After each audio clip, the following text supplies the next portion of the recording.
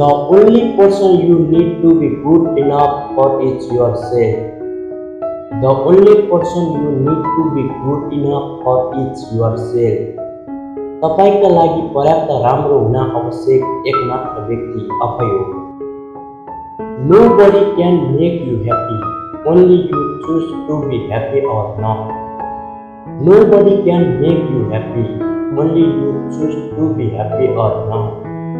तिमीलाई कसैले खुसी बनाउन सक्दैन, खुसी हुने कि नहुने भनेर मात्र तिमीले बुझ्छौ. Motivate yourself to become better every day. Motivate yourself to become better every day. आफूलाई दिनहुँ राम्रो बन्न उत्प्रेरित गर्नुहोस्. For your peace of mind, do not try to understand everything.